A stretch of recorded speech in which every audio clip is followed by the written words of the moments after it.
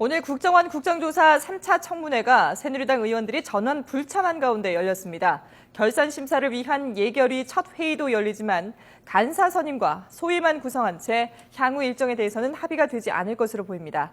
국회 나가 있는 취재기자 연결합니다. 황혜경 기자. 네, 국회입니다. 예, 이 국정원 국정조사 3차 청문회, 반쪽짜리 청문회로 열렸다면서요?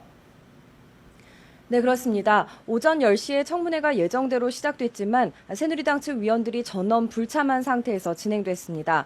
당초 오늘 3차 청문회는 1, 2차 청문회에서 불참했던 증인들과 여야가 미합의됐던 증인들을 위해 마련된 청문회였습니다. 그런데 합의된 증인들이 대부분 1, 2차 청문회에 출석했고 또 민주당이 주장한 김무성, 권영세 두 사람에 대한 증인 채택이 성사되지 않았기 때문에 오늘 청문회가 사실상 의미가 없는 상황이었습니다. 이 때문에 새누리당 측에서는 오늘 청문회를 열 필요가 없다고 밝혀왔습니다. 그러나 민주당 측은 청문회에 참석해 한 명씩 발언하면서 새누리당 김무성 의원과 권영세 주중대사를 증인으로 채택해야 하는 당위성을 주장했습니다. 그러면서 김무성, 권영세 두 사람을 증인으로 채택하지 못한 모든 책임은 새누리당에 있다며 규탄했는데요.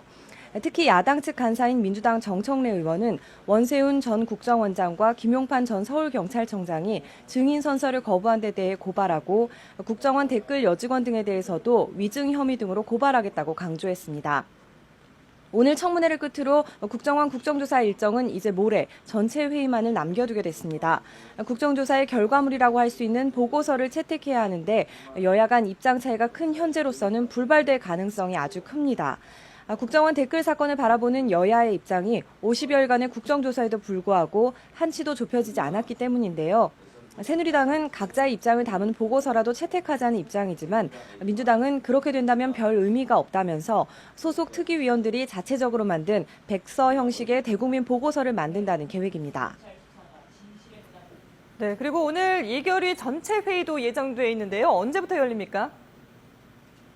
네, 오후 3시로 예정돼 있습니다. 오늘 회의에서는 새누리당 김광림, 민주당 최재천 의원 등 여야 간사를 선임하고 결산심사 소위원회 인원 등을 의결할 계획입니다. 하지만 야당 측이 결산국회를 현 정국과 연계시켜 대응한다는 방침이어서 예결위가 결산심사에 본격 착수할 수 있을지는 불투명한 상황입니다. 당장 여야 간사 간 의사 일정 합의도 순조롭지 않을 전망입니다. 이에 대해 새누리당은 정부가 예산을 제대로 집행했는지 감시하는 결산은 야당 본연의 임무라면서 적극 동참할 것을 촉구했습니다.